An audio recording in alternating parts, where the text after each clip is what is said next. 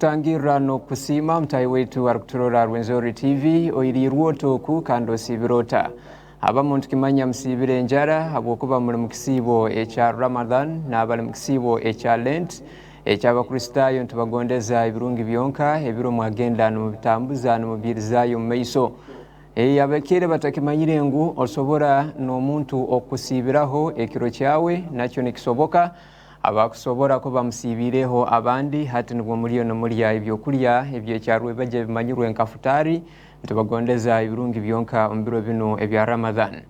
Amakuru muri Nyorotoro ngwijwire ngeja buterevu mberoli okuruga mu rubuga Kasese hano Chanzuki omuri Central Ward Kasese Municipality ndi Ajuna Pleasure alari mugakiro kya hati kiro cyati kisibire kiri Tuesday ebiro byokwezi 19 okwezi kuno kwa kasatu omwaka 2024 amakuru twinire nago mengi twinira go agakwatagene nebyo kubara abantu okuliyo nukwirahihi omukalimi akorujunge kimanyirwe nka population census abo mwaka 2024 twinire amakuru agakwatagene nebya amasanyarazi abambaikere batakimanyire ngo amasanyarazi oborkuba no gakozesa kuchumba no kozesa amasanyarazi mateto okusinga okugura ensaho ya makara amakuru ago tugakwinire oteireho amakuru agechikwekwete chikozerwe hali abana abaikara nibandara befoire ba street kid abatarugonza garuka amasomero kiro kya hati bengi bakwasirwe banagwa nyuma y'emtahimbwa tuine amakuru nyamwingi noku mubulemu obwihanga eria Israeli hamna Palestina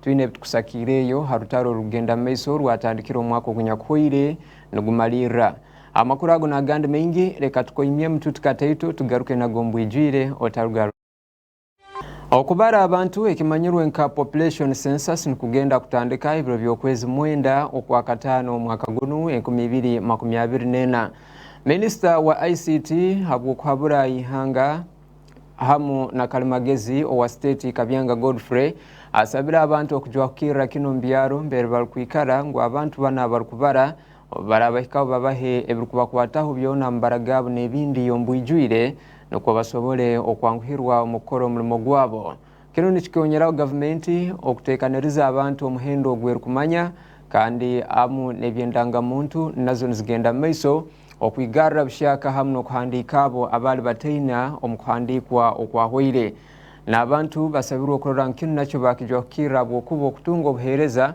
nkomarwaru amasomero za banka n'ebicweke ebindi ebyo mu gavumenti nikyetagisa omuntu okubeina endangamuntu zino.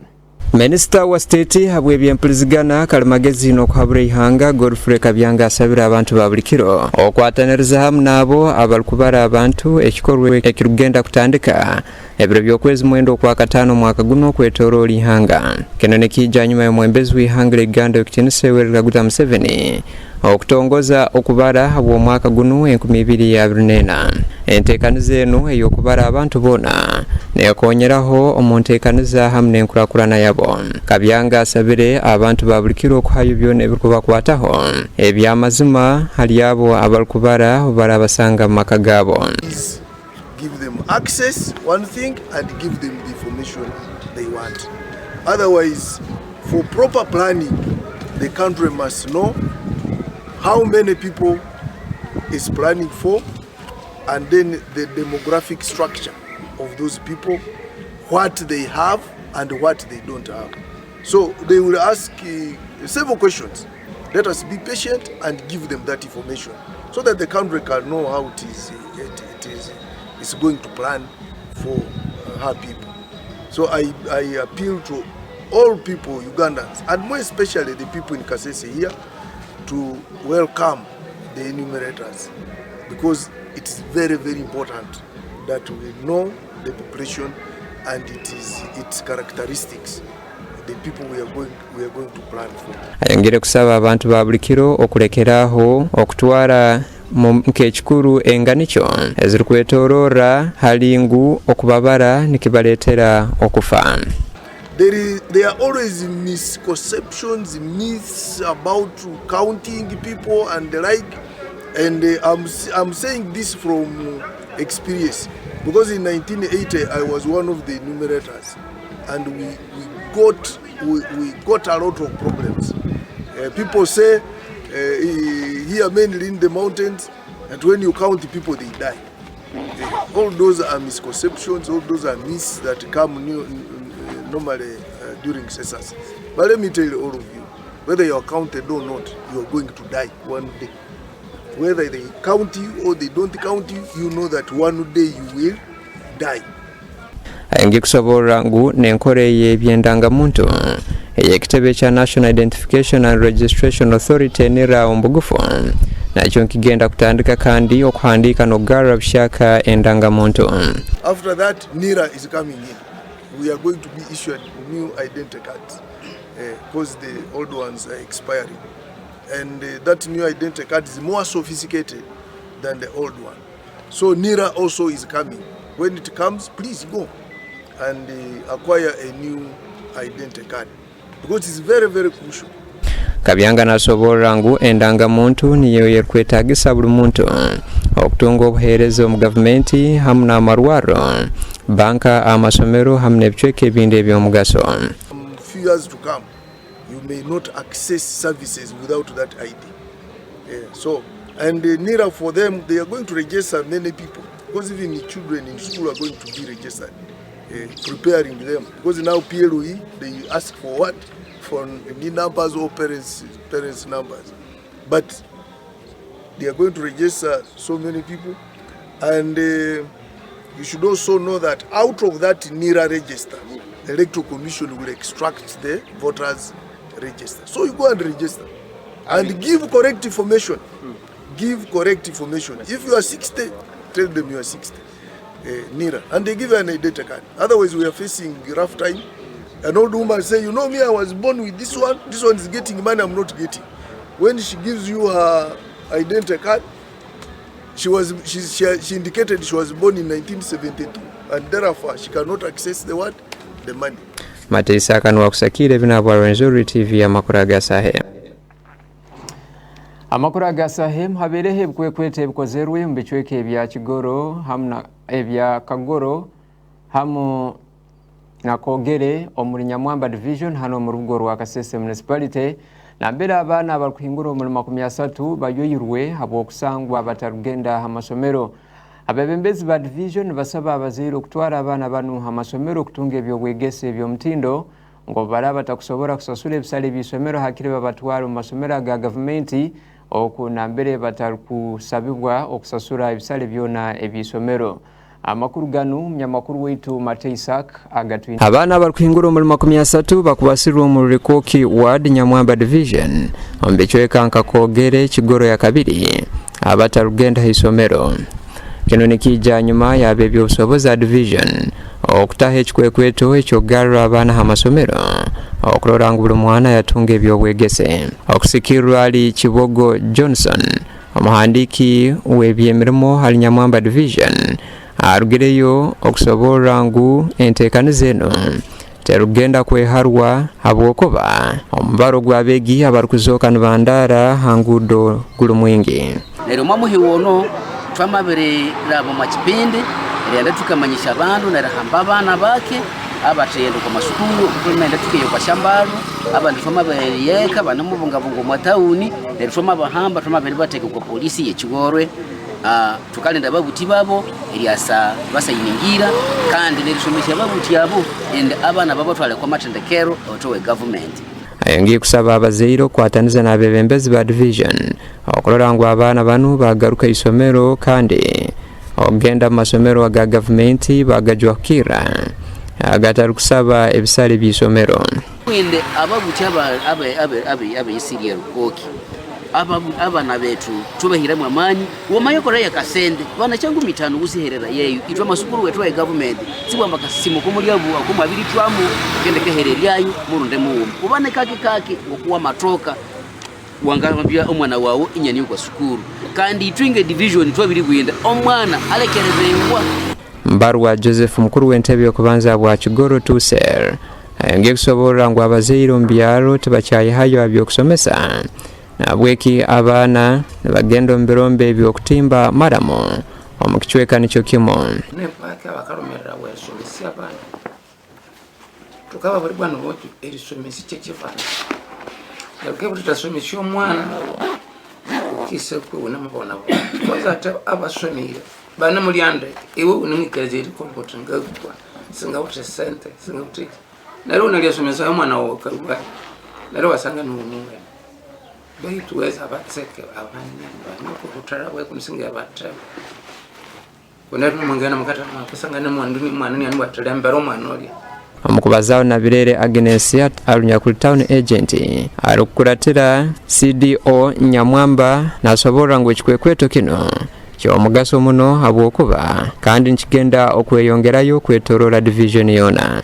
nasaba abazero kutwara abana babo amasomero okwehara okwatubwa abebyo kwerinda campaign eno ine on muyamatuka actually omwata mwenwe ahayatukire tukawa tuti ababuti mutwala bano kwa masukuru omwana bamamusubyeka ahabwa akake akamakiraniza yanga babuti omwasukuru meeting uwito olukwamirwa iwa hambo kwa mwana kwa kuboko iwa mutwala iwa muhito ku headmaster neruwa muwa musoborera ningi wahandika erika kasyali yawu erikangania utibanu inje mubuti wananga ngendi bana kaki yako kachiro kirebe nero mwana bakamuliga inasoma Matisa kanu wakusakira bina wa Rwenzori TV amakuru agasahe ebyokusoma turabiteka rubaju tukeyongerayo n'amakuru agandi habereho okwisanganiza ibitekerezo hamwe no kuzina ibizina ebyombetabu ebikugiza ruhanga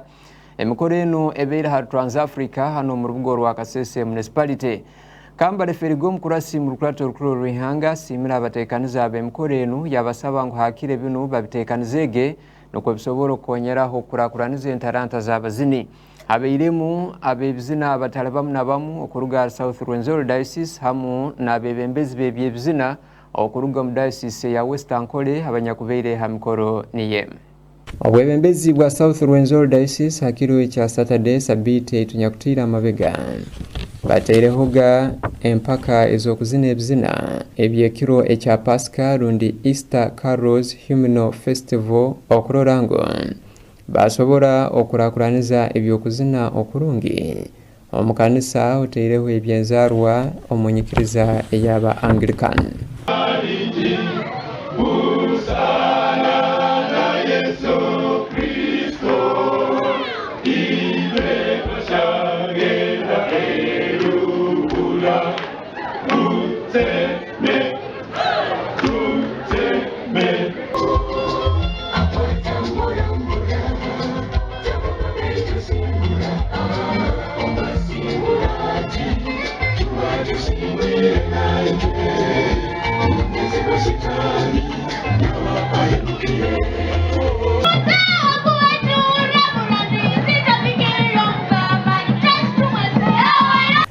entekanize nebeera ha Trans-Africa Garden mu rubugo rwa Kasese ambera abakristayo bengi hamwe n'abebitinisa district ya Kasese oteireho abalerwana hamwe na Director of Missions for South Rwenzori Diocese Alkumanka Reverend William Muhindo Musisi asobera okubaza bino strategic plan eya myaka 10 eri watukisha promotinga obwimbe obweshanyimbo hymns kandahima na western songs nariba munabwire onono mwaka wa kabiri twatsuka mwaka wa were mutwakola Christmas carols nariba no mwakono bamakola Easter carols nakurabiria tukapromotinga obwimbe kandi oma Bible obwimbe nebukumbutse bunakurabiri omwazabuli ekikumi 5 ya Nyamuhanga akabwati tumwembere amukubaza kwesoroza kuno kanoni Walina Nelson alinyakulia muhandiki wa Diocese ya South Rwenzori arugireyo okusobora gwekikorwa kino kikonyeraho okurakuraniza entaranta ez'abazini omu Diocese abo sibabiri hawumere babere yunga babere kompozinga kwaya eya South Rwenzori na mugongo kwaya so lero meno na cheka uno down there kwaya yobulisha yekedebeka baneka elilomamaka nisa awali wobulishobo betu kandi ahesi ehanyobole kwaya obole kwaya echo chikako macha yeneto automatically. Edison Mubanjizi arunyakuri mukuru w'ebyebizina mu Western Kole Diocese kandi ayifongera akakora emirimo etali eminemu omu kanisa egi ayijukiza abakristayo ngu okuzina ebizina eby'eddiini kiina amakuru mengi hali abantu. South Resort Diocese, you are really blessed. Mulimu muisa a South Resort Diocese. Such choirs no longer exist in most of the dioceses. Eshakwaya serenga heno sisi chibanika omachugeri manene, most especially in the Anglican Church. People have decided to leave our music and go with other things that we don't understand. Abantu babirisi babirifwa mwereka emimbere yetu hateba kemba bende ebyabantu tutayiterera ya. Asimira abo abanyakuzinere kurungi yabasaba kuongera mu amani. Fathers Union Choir. A choir a Fathers Union. They had the best balance. The Mothers Union Choir. A Mothers Union. They have the best balance of the microphone. The Cathedral Choir. A choir a cathedral. They have the best placement of the microphone. Because we were able to hear all the voices. Omukurasi Kambale Ferigo alukulatira Kasese Municipality agarwire mu amana abanyakutekaniza emikoro eno yabasaba ngo bagitegekege buli mwaka. So I really a part of this function. To me, Chairman Kolani could say, Guy got determined here the annual event every year. Annual event. Echa kasatu chikamu mutinge talent. Remba okwa participants. Motola okwa participants because hari. For example, one of the choir, you know, Tomwana Kawotola, traditional dance. Kalwamunda ikuwa Mutibino, she is a champion of traditional dance. So this gathering, ikale kuwa minya talents across the whole diocese. So tumanengekane tutuke eritendekesha choir shape. Niko tusuba kwa musingi owe bizina ebye Anglican Church ngokubi natondekenie. Tutito iko kwa festival no. Ngeni saba abatatawaye abatubereza nabo aba mission coordinators at diconal level etwa narengaho erisolujesindisha kwaya esiyo mwamalisha ayo bwera at diconale na tutatunga eyetu festival nga at diconale first before we can come here. Ringing in the sheaves, ringing in the sheaves, we shall come rejoicing, ringing in the sheaves. Bringing in the sheaves, bringing in the sheaves, we shall come rejoicing, bringing in the sheaves. Katukwira Paul wakusakire bina bwa Rwenzori TV amakuru Saha Emu. Buterif amakuru Saha Emu tugenda maiso Rwenzori TV webale kuvochal neitwe. Hadakika zino 20 Saha Emu ya rwebajo tuchayongerayo kwichaho amakuru. Oku omwisaza eryabwisumbu hano mu district ya Kasese mcharo ekimanyirwe nkakasangali abantu babulikiro behembere mu omuro basaba government nabebembezo kubeirukiro okora harugudo olukuteraniza Kasangali hamne ebichweke byetoroireho kugenda mbutale kutunda ebintu byabo. Omu habayisimbiro antebe yokuratera busongora ya Matemba mu district ya Kasese antebe yokuba omukurasi mu kurato Ruhanga Jonene Bwambale bamwenda arugireyo kukonyera abantu babulikiro banu okwekora mu mulimo ogwa burungi bwansi okugora orugudo runu betu mbasobora nguni kyetagisa government yokurugayo okutekamu akire maramu ekabakonyera okuba n'orugudo ruterekerire okutwara ebyobusubuzi byabo. Abaikazi ba Kasangali B omuri Bwisumbu sub county mu district ya Kasese nibetere nduru habwengudo mbi mu cyaro cyabo nkoru orukuteraniza ekyaro kya Kasangali hamna Masala Trading Center omuruka ogwambata enyekara y'orugudo runo erimberetire abaikazi abarukutwara ebintu byabo nkomwani hamna ebitokotero obutunguru ombutalo bunyakubala heihi okubitunda abeyinke okutunga ekyokulya. Abaikazi ba Kasangali nibachura orugudo runo mukikaro kyokurukoraho balinzire government okurugayo okurukoraho okurora ngu rwaterera. Bad road is a problem to our sub-county. We have a lot of crops here. The activities going on today, we are farmers, but bad road leads us to get a good price. Nobukira abakiringu bakozereho burungi bwansi harugudo runu betikikere nkyetagisa gavumenti okurugayo kabatera moramu ebintu batabikanguha. Firamo tuti anguda yatwanu yetwalari yatfulemerwa omugureda kandi yatekebwa mu moramu pakeri kwamirirwa ekasangali omubwapita eri kwamirihikire uma omusanda eye maasa kundi yo okusanda maasa kune eyikalo mukajol enamarabarambat emunya moramu. Omukubazana Joneni bamwenda alunyakuli omhaba isimbira ntebe yokuratira isaze lya busongora ya matemba arugere konyera habe ikazi abakasangali angude no embi omwisaza ndilimo enyakulemeseze enkurakurana. I came for a community work, having gotten a call that they are facing a challenge of a bad road, and on reaching there I realized that the most crop that they cultivate is they cultivate onion, coffee, and some other, they have matoke and some other crops. So it is always hard to access markets because they are facing a challenge of bad roads. So asabire government okurugayo kutaha mu nsonga eno okuchungura abantu babulikiro. When you reach sides of Hima, Wisumbu, sides of Bugoye, Buhuhira, it is the same story.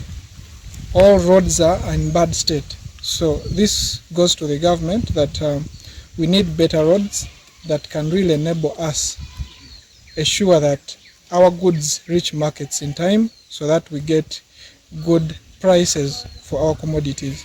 Matesa kanu wakusakire bina bwa Rwenzori TV amakuru ga Saha Emu.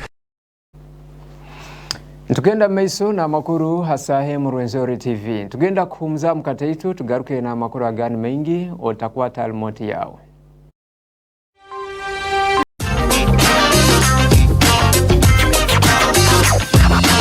Rwenzori TV, your gateway to the Rwenzoris. Antuli wano ku Mozed Phone Service Center tusangibwa ku Margarita Street wano kuteba ka building opposite Umeme offices Kasese branch. Mozed Phone Service Center bano bakabaka tukanika amasimu ate nga tutuswa ne spare wa amasimu abagala subula abayina abamakanika abagala spare mwenna tubaniriza. Spare wa masimu wali mu bungi oyagala spare oyagala accessory oyagala iPhone, Samsung, Infinix oba Tecno, Itel oba Oppo, Vivo oba Redmi, buli simu ate nga tulina ne blower separators ku side y'abamakanika bannange temutawaana kukyama walala. Genda ku Mozed Phone Service Center kyekyo okuddamu kyo. Osobola tukubira ku simu 0705 414669 oba 0785 033487. Mozed Phone Service Center. Iritendekano Rumalesa, Liberty College of Management and Journalism, Wanuba Kasomesisa Diploma, High Manager Certificates, Omashe Kosingahen, Accounting and Finance, Journalism and Media Studies, Secretarial and Office Management, Plumbing and Fitting, Tourism and Hotel Management, Beekeeping and Apiary Management, Procurement and Logistics, Fashion and Design, Liberal and Information Science, Public Administration and Social Work, High Man Necessary Teaching, Kandeba and Wamerisha Course, Askatulamezia Satu, High Man Mezemukaga, Liberty College of Management and Journalism, Hatiya Answer, Okobuli Mubuti, Banuma Makeberwa, Nebiteb, Makere University, Haimana DIT, Elisa Kangisibwe Batendeko, Abakulu Naboyaka, Namalembere, Okitandeke Nyine, Basangane, Okata Okalakaki, Okordolo Kilem, Ukaule Kasese High School, Omamumbuzi Sel, Hakwine Nadiru, Preparatory School, Omatoni Kasese, Okoyo Unzero Kitandekeru, Wamatwetero Mwisa, Awere Ongero kwa Chisomo Chikuwet, Wamasomisha Diploma, Omanazari Teaching, Wamanza Mnyabanen, Berekera Academic Registrar, Zirom Sanju Munani Satu, Sanjunibiri, Anangoma, Ikumina Munan, and Amea Bulak, Waberekera Bansa, Okamusanju Munani Nkoma, Munani Satu, Zero Isatu, Aninibi, Eritandekano Rumalesa, Erikineri Manoya Chisomo, Nechazamu Romaso, Motuko Kasambere, Liberty College of Management and Journalism. kabakene nakutomera n'omwana omwanzere warondire kina imana honga kuwera omwanya ne muma Musa abe Upendo Kids Paradise bakasangana bawa okwamba eye Rwenzori okwenyumba eye Bwambale Bruno kisandu cyuma no mabiro ko office eye URA mwakazase municipality baberukola tera bintu byabana tibe mutina muma omulenga esajimbe eshabana esya pillow esya towels esya baby blocks bitete byabana nesya jimbe sitisha mutina muma eshabana balere mulibwa mwashalere wamanze bwereja obwe mobile money customer care mulia baye birikara wamanza bene no kwaho wangana tero kwa namba simu 0782 atana muka ngana munane ngani 5 rondo kwa 0788 ngani 3 ngani 02 nibe Upendo Kids Paradise.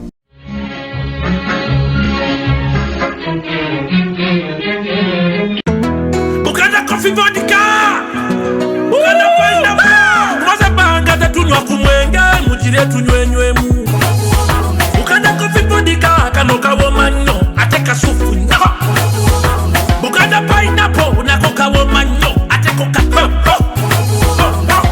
Etekende rija kunzi Bukana coffee vodka akawawo kajja kunzi Bukana pineapple itape mwata yangu ya kuboreta akawawo kajja kunzi Zekenjegera Yar compar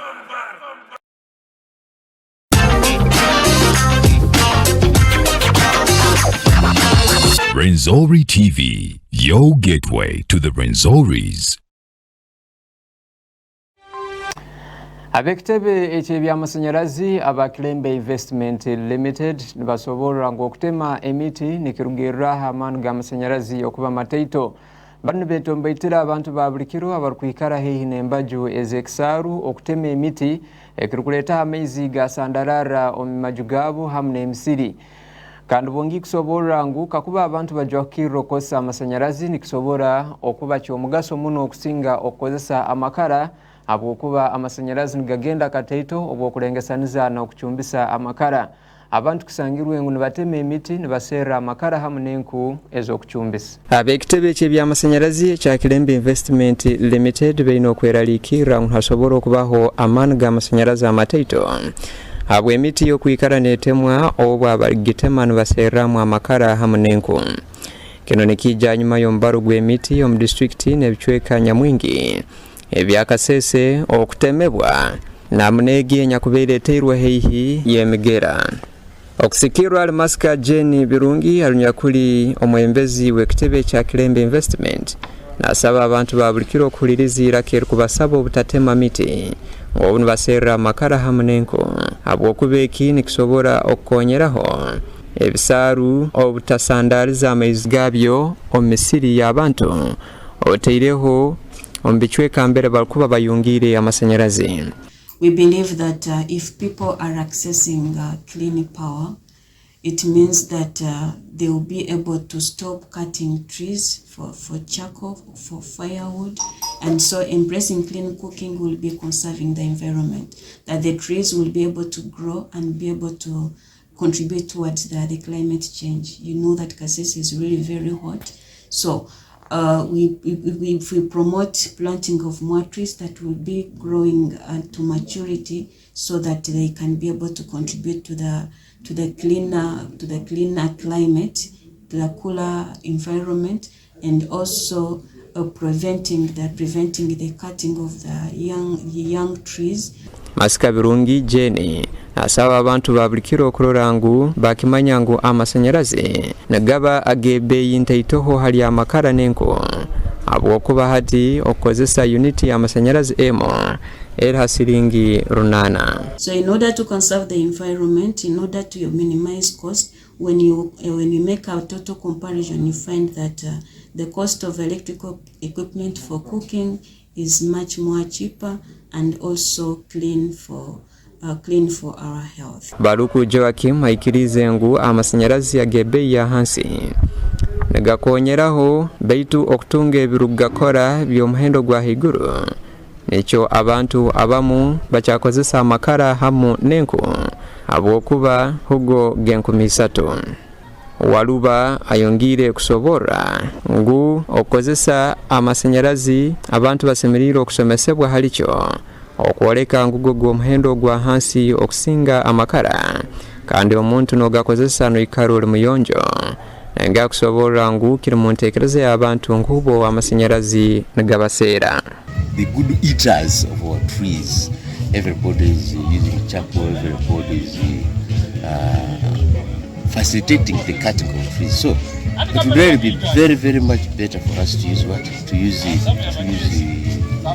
power. However, maybe the companies that use power or maybe government has not sensitized the people. And maybe perhaps another problem is the coverage. The power coverage is still very low. And maybe perhaps another problem is that when it comes to installing power in your house, it is still a bit on the higher side. Masika birungi jeni ngiye kusobola nkilembe investment nibagenda okurora ngo batangatangana nabo abalikubahe balikwekonyeza n'okubaha abantu akabeyi akateito kandi haibanja habwokuba okubitunga bira hagati ya milioni 2 basobole okukigonjora. If people can be able to plant these trees, stop cutting trees for charcoal, for firewood. Therefore, we shall be able to have these trees growing along the river banks and conserve and ensure that the rivers have enough waters to be generated into the grid, and as what the distribution and end users will have reliable power. Kasese Emha district ezirikuturucha amasanyalazi yo mu ihanga lya Uganda. Matisa kanwa kusakire binabwa Rwenzori TV amakuru agasahe. Kali hati reka tukoleke amakuru okuruga heri ihanga lya Uganda tukutwaleho munsi ya Israeli enyakwikere habulemu hamnense ya Palestine okuruga chebiro musanjo ko 10 omwaka gunyakoire.